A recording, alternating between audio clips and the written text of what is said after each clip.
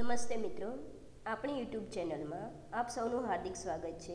આજે આપણે આ વિડીયોમાં સિનિયર સાયન્ટિફિક આસિસ્ટન્ટ એક્ઝામના યુનિટ 4ની સમજૂતી પ્રશ્ન અને એમસીક્યુઝ જોઈશું, જેમાં યુનિટ 4માં પ્રયોગશાળાનું ગુણવત્તા નિયંત્રણ, ગુણવત્તાની ખાતરી અને સલામતીના પગલાં, પ્રયોગશાળા કાર્યપદ્ધતિ માટે ગુણવત્તા નિયંત્રણ, પ્રયોગશાળાની માન્યતા, જોખમનું આકલન અને પ્રયોગશાળાનું સંચાલન આ ટોપિકો વિશે માહિતી મેળવીશું। જેમાં સૌથી પહેલું છે ગુણવત્તા નિયંત્રણ મીન્સ કે ક્વોલિટી કંટ્રોલ, જેને QC તરીકે પણ ઓળખવામાં આવે છે। જેની વ્યાખ્યા જોઈએ, પરીક્ષણ પ્રક્રિયા દરમિયાન થતી ભૂલોને શોધી કાઢવા અને સુધારાની તકનીકી પ્રક્રિયા। તેનો હેતુ જોઈએ તો પરીક્ષણ પરિણામોની ચોકસાઈ અને વિશ્વસનીયતા જાળવવી। એની મુખ્ય પ્રવૃત્તિઓ જોઈએ તો સાધનોની નિયમિત જાળવણી અને કેલિબ્રેશન, નિયંત્રણ નમૂનાઓનું દૈનિક પરીક્ષણ કરવું, પરિણામોનું સ્ટેટિસ્ટિકલ પૃથ્થકરણ। પછી જોઈએ એની ગુણવત્તા ખાતરી મીન્સ કે ક્વોલિટી એસ્યુરન્સ, જેને QA તરીકે પણ ઓળખવામાં આવે છે। જેની વ્યાખ્યા જોઈએ તો લેબોરેટરીની સમગ્ર કામગીરી પ્રી એનાલિટિકલથી પોસ્ટ એનાલિટિકલ સુધી નિર્ધારિત ધોરણો મુજબ થાય છે તેની ખાતરી કરતી વ્યાપક પ્રણાલી। તેના હેતુ જોઈએ તો ગ્રાહકોને સચોટ, વિશ્વસનીય અને સમયસર સેવા પૂરી પાડવી। જેની મુખ્ય પ્રવૃત્તિઓ જોઈએ તો સ્ટાન્ડર્ડ ઓપરેટિંગ પ્રોસિજર SOPsનું લેખિત દસ્તાવેજીકરણ અને પાલન કરવું, કર્મચારીઓને સઘન અને નિયમિત તાલીમ આપવી, બાહ્ય મૂલ્યાંકન ગુણવત્તામાં ભાગ લેવો। પછી લેબોરેટરીનું માન્યતા જોઈએ મીન્સ કે એક્રેડિટેશન, તેની વ્યાખ્યા જોઈ લઈએ તો લેબોરેટરી આંતરરાષ્ટ્રીય ધોરણો મુજબ જેમ કે ISO 15189 મુજબ કાર્ય કરે છે તેની સ્વતંત્ર સંસ્થા દ્વારા અપાતું સત્તાવાર પ્રમાણપત્ર। ભારતમાં જે મુખ્ય સંસ્થા આવેલી છે NABL national accreditation board four testing and calibration laboratories, અને તમારે આ NABLનું ફૂલ ફોર્મ પણ યાદ રાખવાનું છે, જે થશે national accreditation board four testing and calibration laboratories. જેના ફાયદા જોઈએ તો પરિણામોની વિશ્વસનીયતા વધે છે, ગ્રાહકોનો વિશ્વાસ સંપાદિત થાય છે, આંતરરાષ્ટ્રીય સ્તરે પરિણામો સ્વીકાર્ય બને છે।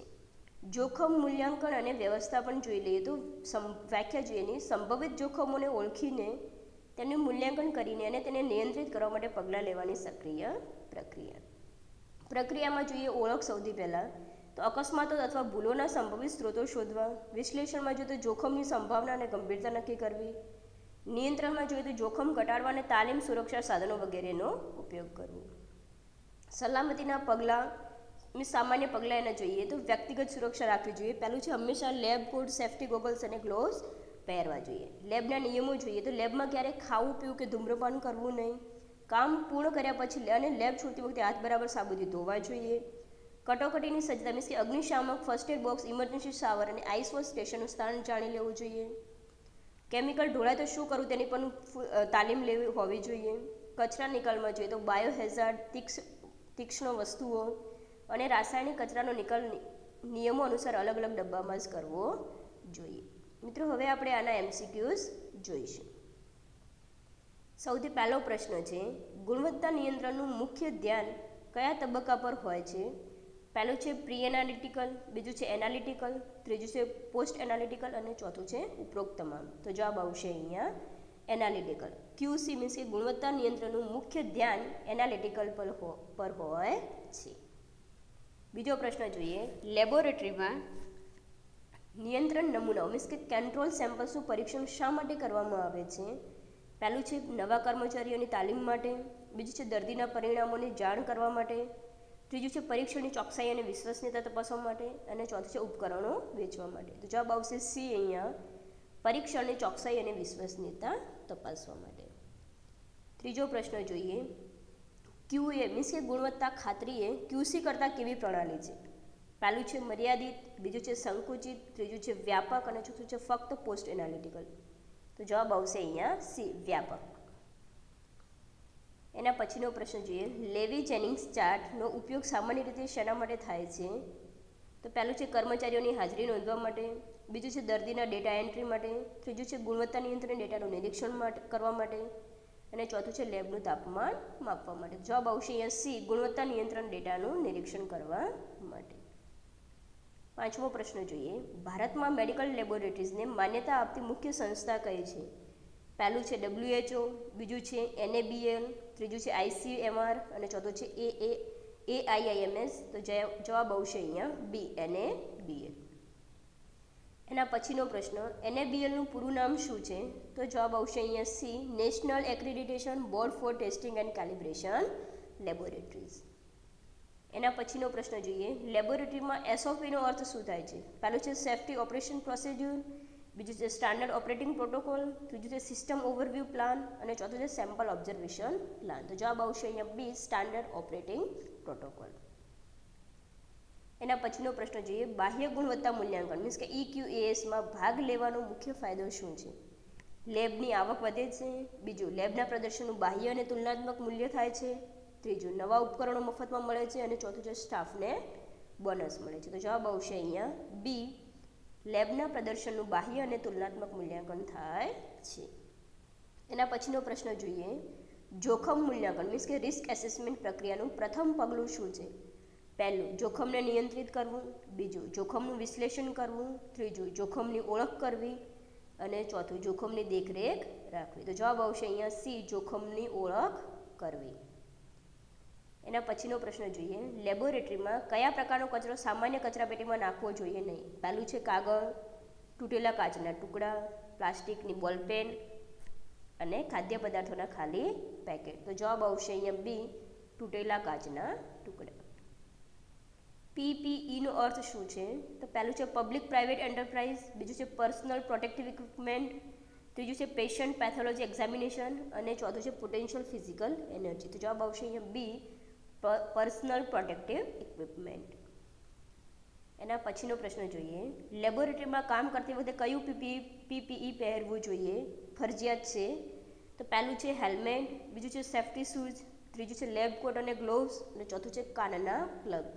તો જવાબ આવશે સી, અહીંયા લેબ કોટ અને ગ્લોવ્સ. એના પછીનો પ્રશ્ન જોઈએ, લેબોરેટરીમાં કઈ પ્રવૃત્તિ સખત પ્રતિબંધિત છે? પહેલું છે નમૂનાઓનું પરીક્ષણ કરવું, બીજું છે વૈજ્ઞાનિક ચર્ચા કરવી, ત્રીજું છે કમ્પ્યુટરનો ઉપયોગ કરવો અને ચોથું છે ખાવું પીવું અથવા ધૂમ્રપાન કરવું. તો જવાબ આવશે અહીંયા ડી, ખાવું પીવું અથવા ધૂમ્રપાન કરવું એ સખત પ્રતિબંધિત છે.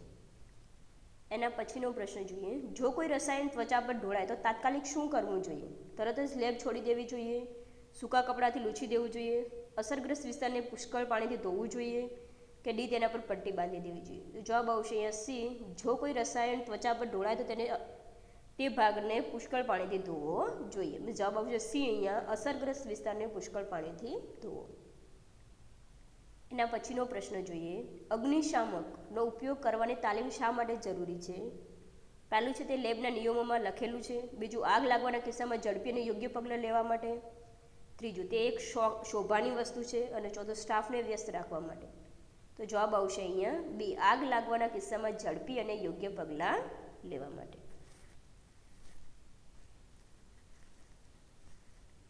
એના પછીનો પ્રશ્ન જોઈએ, જોખમ વ્યવસ્થાપનનો મુખ્ય હેતુ શું છે?